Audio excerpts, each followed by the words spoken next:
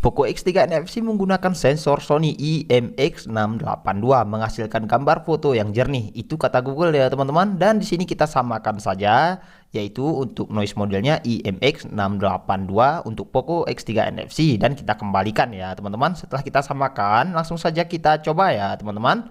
Oke, kita tekan saja pada tombol shutternya. Perhatikan juga teman-teman sebelum di shoot dan setelah kita shoot. Oke, sekarang kita akan coba lihat untuk hasilnya. Jadi hasilnya benar-benar bakalan jadi cerah dan jernih seperti ini ya teman-teman.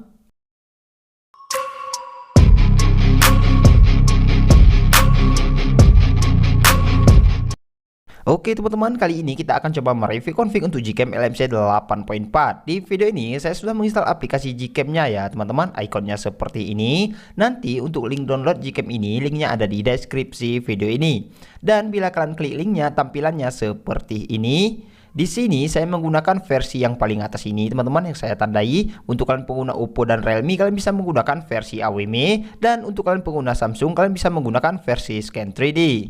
Dan di sini untuk kalian yang baru pertama kali menginstal Gcam, ada baiknya menginstal dulu aplikasi Camera 2 Pro. Nah, yang ini aplikasi Camera 2 Pro-nya teman-teman, fungsinya untuk mengetahui perangkat kita sudah support Gcam atau belum. Oke, misalnya seperti ini, kita buka aplikasinya. Di sini kalian bisa lihat untuk perangkat yang saya gunakan yang centang level 3. Artinya saya harus menggunakan config berformat EUP. Bila centang level full, kita harus menggunakan config berformat JPEG. Dan bila centang limited, eksternal, dan yang lainnya, itu artinya perangkat yang kita gunakan tidak support pada Gcam ya teman-teman. Nah, jika sudah seperti ini, di sini juga sudah ada aplikasi kamera HW. Yang ini teman-teman, fungsi aplikasi kamera HW ini untuk mengetahui ID pada perangkat kita, dan kita bisa menggunakan lensa ultrawide pada Gcam-nya. Oke, jika sudah, langsung kita buka aplikasi Gcam-nya. Jika tampilan seperti ini, langsung kita klik izinkan sampai dan selesai. Nah, ini sudah dalam aplikasi Gcam-nya teman-teman, tapi ini belum kita pasangi config. Dan untuk tutorial cara pemasangan config-nya, di sini kita pergi ke more setting terlebih dahulu. Di sini nanti kalian klik saja opsi config setting ya teman-teman, yang ini, lalu klik lagi save setting, lalu klik yes. Nah, ini bertujuan untuk menimbulkan folder LMC 8.4 pada file manager. Sekarang kita cek file manager. Untuk file manager di sini saya menggunakan aplikasi ZA Saver ya teman-teman. Oke, kita buka aplikasinya. Di sini kita cari folder LMC 8.4 ya teman-teman. Nah, jika foldernya sudah muncul seperti ini, kita cukup download file config dan pindahkan ke folder LMC 8.4 ini. Di sini saya sudah memindahkannya ya teman-teman. Nah, nanti yang ini untuk file config-nya, dia akan berformat zip jika kita baru download ya teman-teman. Jadi kita wajib mengekstraknya. Nah, langsung saja kita klik ekstrak di sini. Ini hanya sebagai contoh ya teman-teman. Jadi passwordnya saya blur. Untuk kalian yang ingin tahu passwordnya ada di video ini. Jadi jangan di skip-skip ya teman-teman, agar passwordnya tidak kelewatan. Oke, jika sudah kalian isi passwordnya, langsung kita ekstrak saja. Nanti bakalan muncul 3 versi file config seperti ini. Ada format auto, JPEG, dan YUP ya teman-teman. Lalu kita kembalikan ke aplikasi Gcam-nya seperti ini ya teman-teman. Dan tinggal kita tap 2 kali di sebelah tombol shutter. Nah, di sini kita bisa menggunakan format EUP karena perangkat yang saya gunakan yang centang level 3 tadinya teman-teman. Oke, jika fitur-fiturnya sudah muncul seperti ini artinya file config sudah berhasil kita pasang. Nah, ada satu settingan lagi ya teman-teman agar hasilnya jernih. Caranya seperti ini, kita pergi ke more setting terlebih dahulu. Lalu di sini kita klik saja nanti opsi processing foundation ya teman-teman, yang paling atas. Yaitu kita cari opsi noise model. Nah, ini kan ada opsi noise model teman-teman. Nah, lalu klik lagi main kamera atau lensa utamanya. Oke, di noise model ini kan bacaannya 0 system noise model. Oke, itu standarnya ya teman-teman. Nah, sekarang kita akan cari noise model untuk perangkat yang kita gunakan. Nah, jika kita tidak tahu, kita bisa lihat di Google ya teman-teman. Di sini saya menggunakan Google Chrome. Oke, kita hidupkan datanya terlebih dahulu. Nah, di sini kita cari sensor kamera ya teman-teman. Sensor kamera Poco X3 NFC, karena saya menggunakan Poco X3 NFC. Oke, kita cari sensor kamera ya teman-teman, bukan sensor Poco. Oke, sensor kamera Poco X3 NFC. Kita lihat pencarian.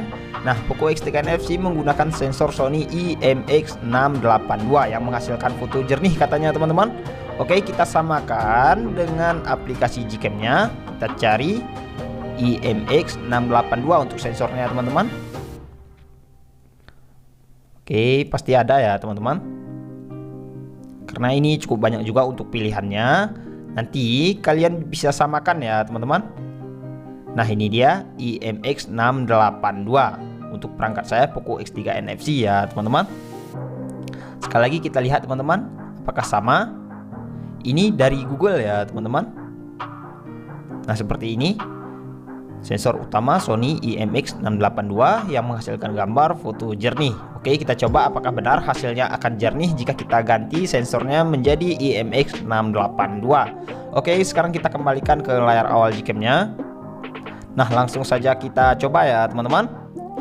Kita shoot di sembarangan tempat saja. Oke, kita tekan pada tombol shutternya. Perhatikan juga teman-teman sebelum di shoot dan setelah kita shoot. Oke, sekarang kita akan coba lihat hasilnya. Jadi hasilnya benar-benar bakalan jadi cerah dan jernih seperti ini ya teman-teman. Karena memang sensornya sudah kita ganti tadinya teman-teman. Oke, ini kan hasilnya terlalu cerah dan untuk warnanya terlalu tinggi ya teman-teman. Nah, untuk kalian yang tidak suka hasil cerah dan warna terlalu tinggi seperti ini, kalian bisa aktifkan mode Pro-nya seperti ini ya teman-teman. Oke, sekarang kita coba bagaimana hasilnya jika mode Pro kita aktifkan. Kita tekan saja pada tombol shutternya. Nah, sudah selesai. Untuk proses HDR dia cukup cepat ya teman-teman. Oke, kita lihat hasilnya. Jadi hasilnya bakalan jadi natural seperti ini. Sedangkan untuk mode Pro tidak aktif, hasilnya akan menjadi berwarna seperti ini ya teman-teman. Kalian bisa perhatikan perbedaannya. Oke, sekarang kita akan coba menggunakan lensa ultrawide-nya ya teman-teman. Ini kita kembalikan terlebih dahulu. Nah, agar tidak force close ketika kita menggunakan lensa ultrawide-nya, jadi kita perlu mengatur ID-nya ya teman-teman. Caranya kita pergi ke more setting terlebih dahulu. Oke, di more setting ini kita scroll saja ke paling bawah, klik saja nanti additional kamera, lalu scroll lagi ke paling bawah, klik list ID manual. Nah, di sini kita perlu mengganti ID-nya secara manual ya, teman-teman. Biasanya setiap perangkat ID ini berbeda-beda. Oke, untuk mengetahui ID pada perangkat kita di sini kita menggunakan aplikasi kamera HW ini ya, teman-teman. Kalian bisa download, linknya ada di deskripsi video ini. Oke, kita buka aplikasi kamera HW-nya.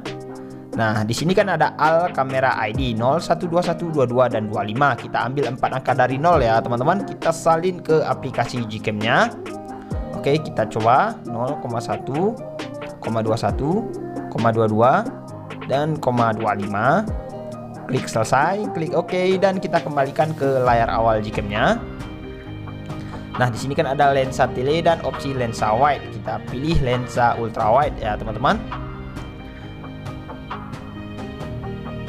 Oke, jika previewnya jadi cembung seperti ini yang aktif lensa ultra wide-nya ya teman-teman. Oke, kita coba bagaimana untuk hasil lensa ultra wide-nya. Nah, dia untuk proses HDR dia nanti cukup cepat seperti ini teman-teman.